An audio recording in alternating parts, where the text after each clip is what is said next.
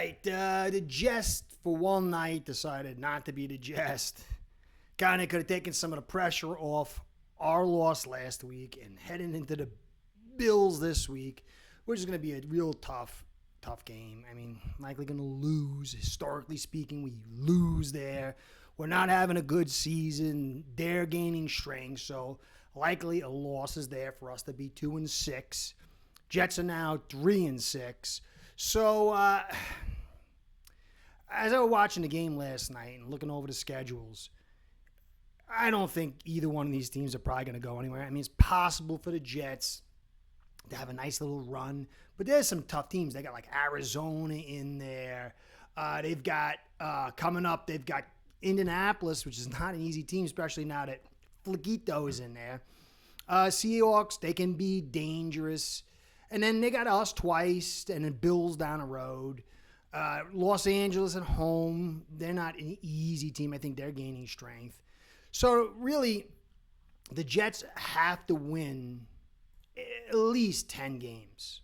And the likelihood is they're going to drop something. When you go over last night's game, you're going to see some interesting stuff that applies to what happened last night, but you're going to see something clear about us as well. I'm going to use this for the matchup, what I'm going to do right in a bit, between the Bills and the Dolphins. And you have to match it up. I mean, there's Bills fans that want to hear about it. There's fans who believe we can win. But you also have to know the matchup so when you watch the game, you can understand, so you can create the evaluation so you're not pushing forth bad ideas. You can just say the team sucks, but that doesn't really always have the same gravitas because it's hard to pin who's really the highest level of culpability when you say the team sucks. You've got to really dial it down and push it in the media so, you know, the Dolphin brass can't wiggle its way out because they suck is very easy for the Dolphins' massive media department to wiggle out of culpability. So the Jets last night doing what a lot of people in this league are doing. Brady started it. It was 2021. Then we began to do the same thing, and then the league has kind of gone the same direction where time to throw is dropping to mitigate this pass rush. Offensive lines are not as good as they used to be. Defenses have the edge, and so you have to mitigate it in certain ways. Quick throws, no matter what Hopium pimps want to tell you, it's our scheme. We love to throw fast. Okay, yeah, but is that the most conducive to having a successful pass game? And you can see, where's our pass game? In the toilet. Where's it against good teams? In the toilet, because you can't always throw fast. It's great to throw fast, but then you have to have the ability to throw with a reasonable amount of time. They dropped their time to throw into the Dolphins' territory 70%, 1.99 seconds. Crazy. And then what they did that we can do, what they didn't do that we can do, is add a little bit of depth to those quick throws. Their average depth of target was 4.5 yards. And say what you want.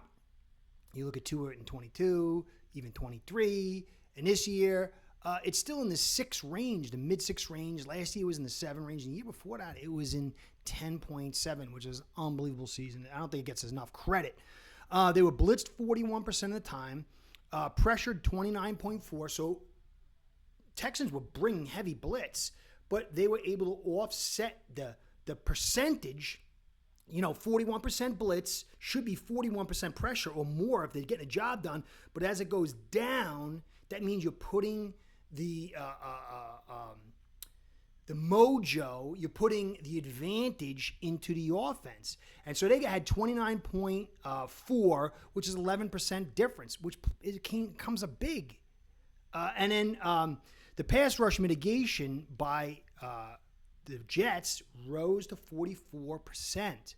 So they understood this pass rush is getting it to after us. So offensive line's a little messed up. We've got a rookie tackle playing guard.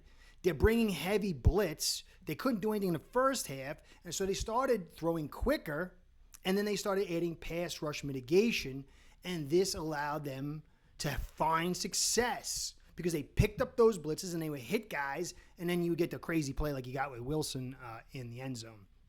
But if you look at the other side, you're going to see something too. Tua sucks. Okay, so does Stroud then. Did you see his night last night? But really, that's not the case. The offensive line totally collapsed. Stroud's time to throw, clean time, I have never seen it this low. I mean, I'm sure it has, but not for a quarterback at this level. 44%. I mean, the general average is like 60, 65. Dolphins often have 82%. But that's the speed of throw gets you clean time to throw. The lower it is, the easier it is to get clean time to throw. You're not being messed up by the pass rush. But his clean time to throw was 3.7 seconds. That's a lifetime. That's insane to ask any offensive line to protect that long. And the average depth of target was 15.2. Something clearly went terribly off the rails. Offensive line didn't do a great job, but they were only blitzed 23% of the time. The pressure, though, was 55.6. Now, if you go back to the converse, and this is for the people who say, oh, pass rush mitigation is not pass rush mitigation, it's awesome. You could do it all the time, it doesn't do anything. So they were blitzed 23%. They had 55% pressure rate. The Jets were blitzed 41% of the time and had 29% pressure rate. So the Jets mitigated and dropped it. And the blitz, which was a lower level of blitzing, had a massive amount of pressure. But guess what the pass rush mitigation for the Texans was? 17.8%, which is absurdly low. Why aren't you calling a play action to get more bodies there to slow this pass rush down? Why aren't you calling screens? I'm not saying it's the end-all, be-all. I will look through the film and see exactly what happened. But if you're getting that much pressure, you throw screens. They're not blitzing a ton, so the screens doesn't work necessarily that much. But clearly you call play actions. You got Schultz, the tight end. And you had a good day running. Shaq Mason used to be great. He had 4 pressures, terrible day. Kendrick Green, 5 pressures. Kenyon Green was in there for a little while, 3 pressures. They had 33 pressures on the day. This offensive coordinator they were just kind of going deep and attacking and putting as many receivers in routes as they could, and that doesn't play out. And so, to some degree, you got to celebrate McDaniel for understanding the protection he has and doing what he's doing. But you call high pass rush mitigation, you throw shorter, and you throw quicker when you don't trust your offensive line. Not because you don't do it because you think they're hot to trot. Okay? So the Jets have problems. They won this game. They've got a long way to go. This was not a lucky win, but the offensive line of the Texans is terrible, and it ripped down their team.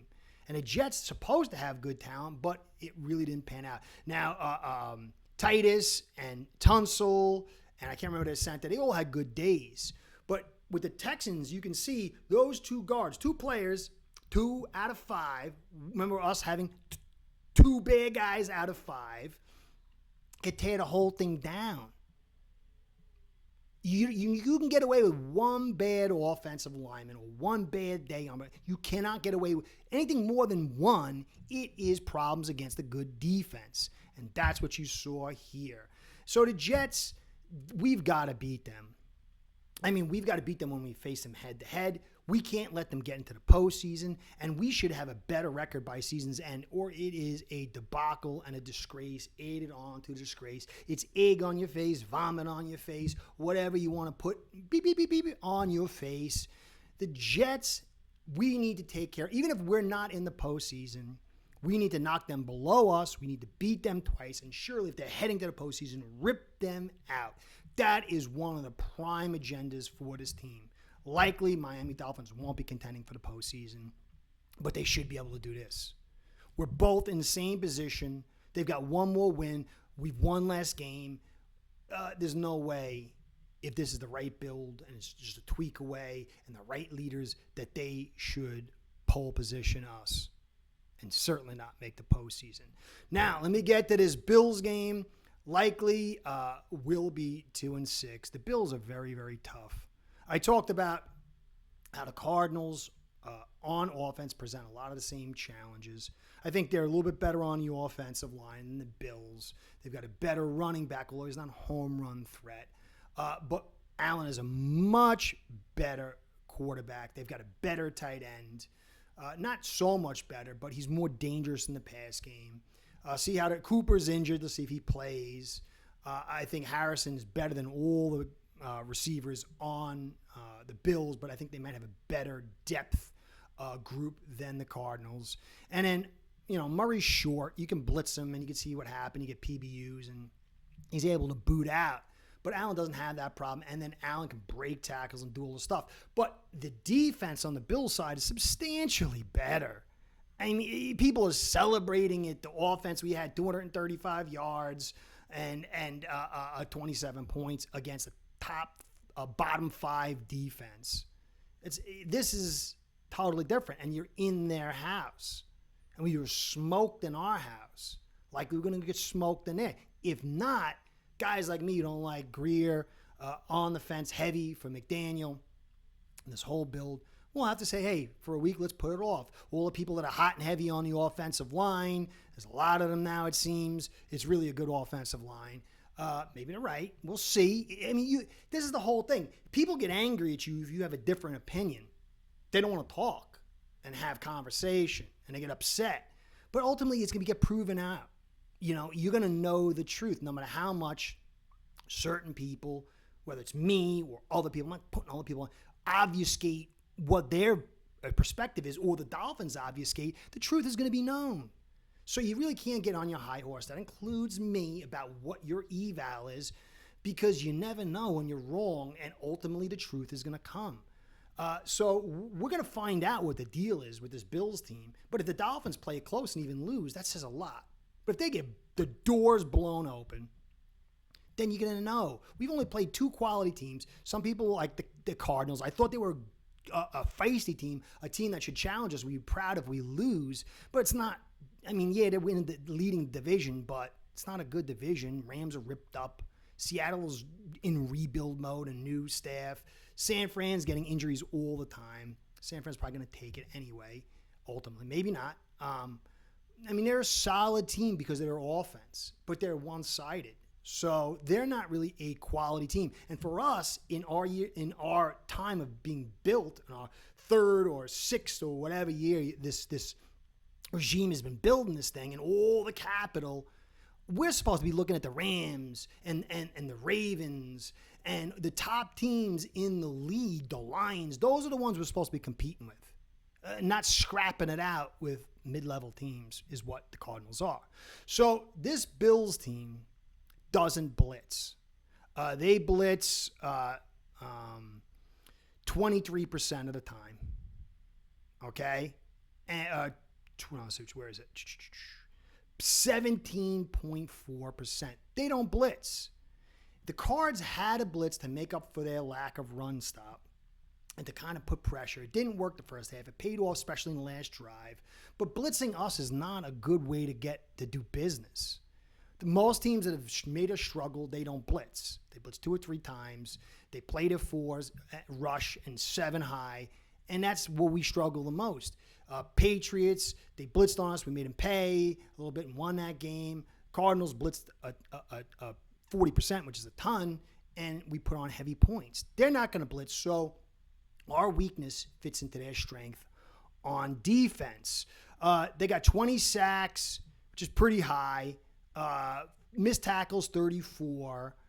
Pressures, 21%. So their blitz rate is lower and the pressure rate's higher, so it's a little bit better. I mean, they don't got Vaughn in. They got issues with their left rusher. So we'll see how it plays out in the end. Tackles for loss, though, 50, 3rd in the league. And if you know anything about our offense, you know that we can put big points on. We can score huge runs. You got to, buckle up tight, pucky your keister, and make sure you don't miss something because we can put big points on. But we're not consistent. Those penalties that we get on the offensive line, especially the pre-snap ones, and tackles for loss or incompletions, putting us off schedule, really makes it hard for us to overcome. And so our run game can help us a ton. but their tackles for loss can get us that, first down run and becomes second down and 12. It's hard for us to overcome that on a consistent, anybody, but especially us, to overcome that on a consistent basis. Rush yards, though, they allow seventh most. And so that's the window which we can attack. People say this offensive line, it can block, it's really good. I like the running backs. I think the running backs add way more than the offensive line for the most part. I like Tehran. I like Robert Jones, what they do over there. Sometimes Brewer, sometimes not. Don't like the right side. But this is an opportunity for us to run. They're going to let you run. They're going to play that overlook. They're not going to come out of their nickel. They're not going to really blitz you, and they're going to wait for you to make a mistake. And they do that really well. Now, for us, we blitz 28% of the time. We only have 9 sacks, which is very low. You need to get Allen off schedule. Missed tackles, 31. Very comparable to them. Both teams miss a decent amount of tackles. I think that's going to play a major role. Pressure, we blitz 28% of the time, but we're only getting 23% pressure. That means we're not efficient. If there's efficiency level on your blitz, bringing extra men because it thins out the secondary compared to the pressure you're getting, we are 5% less efficient.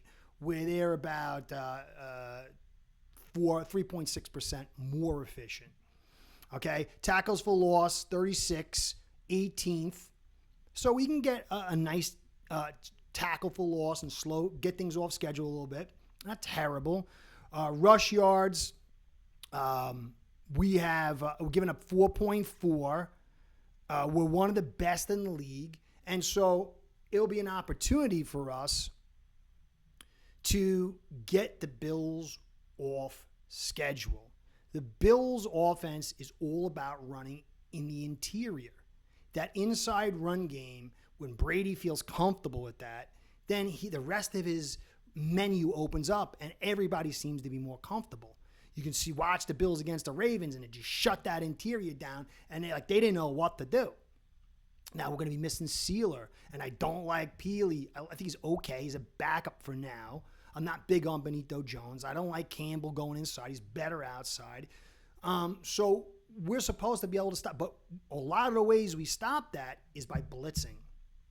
And when you got Shakir and you got Kincaid and you got Cooper and you got Curtis Samuel and you got Allen who can buy some time, if you thin that secondary out too much, you're going to see what happens with the Cards.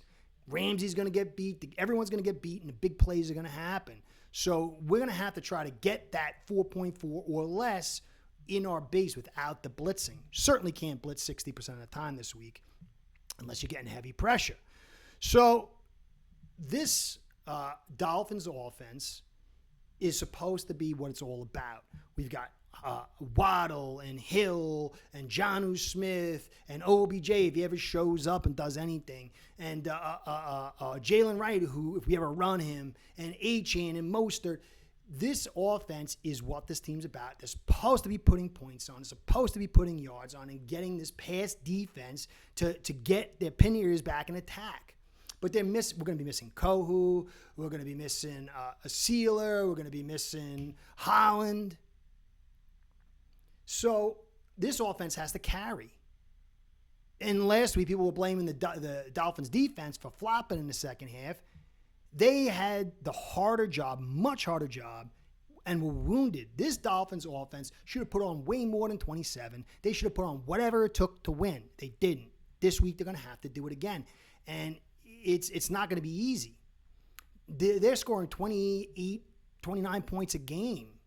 So your big outing against the Cardinals, bottom 5 defense, you're going to have to top that. They're going to put their points on. So this offense must get on a roll.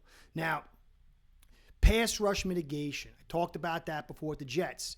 Allen only gets 32%. We're operating with 56.7. They're 32.4. We're 56.7.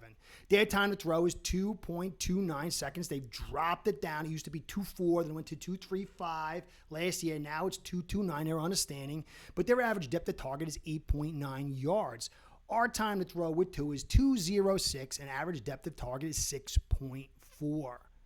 They extra blockers. Every time you keep an extra blocker, it's one less guy going into routes. So we have much higher pass rush mitigation, almost double.